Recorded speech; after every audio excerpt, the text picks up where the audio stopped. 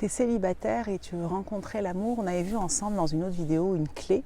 On va en voir une deuxième aujourd'hui. La deuxième, c'est de savoir ce que tu veux versus ce que tu ne veux pas. J'ai souvent dans mes coachings, je veux plus d'un homme macho, je veux plus d'un homme possessif. Mais qu'est-ce que tu veux à la place? Ou d'une femme, évidemment. Qu'est-ce que tu veux à la place? Quel est le cahier des charges? Je veux dire, elle est folle celle-là.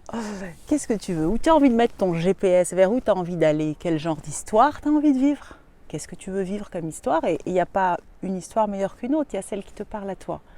Qu'est-ce que tu veux co-créer avec ton ou ta future partenaire? Quel genre de partenaire tu as envie d'avoir pour qu'elle soit ou qu'il soit compatible avec toi, avec qui tu es?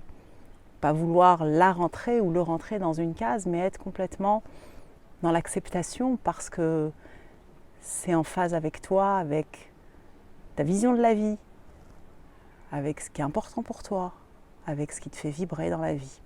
Et donc, ce que je t'invite à faire, c'est de prendre une feuille et un stylo et de noter, moi, la partenaire ou le partenaire avec qui j'ai vraiment envie de partager telle ou telle histoire.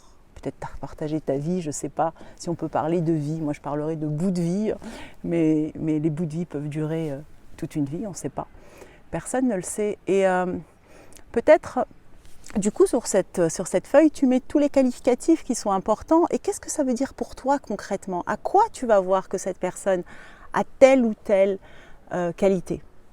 Par exemple, si tu cherches un partenaire qui soit positif, imaginons, qui a un mindset positif, bah, tu vas le voir parce que concrètement, il a une vision positive des choses, même quand on vit une situation difficile. Il va aller voir ce qu'il y a de bon. Et là, tu vas te dire, ah ouais, il a le mindset positif parce que c'est ce qui te parle.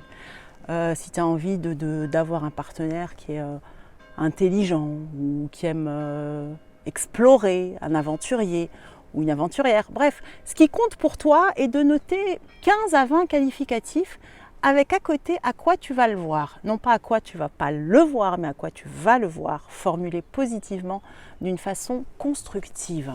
Et du coup, cette liste, je vais t'inviter à la lire tous les soirs, parce que avant de t'endormir ou le matin au réveil, parce qu'on est dans cet état modifié de conscience. Si tu me connais un peu, tu sais que je suis aussi hypnothérapeute et que tout ce qui est hypnose, c'est aussi mon dada.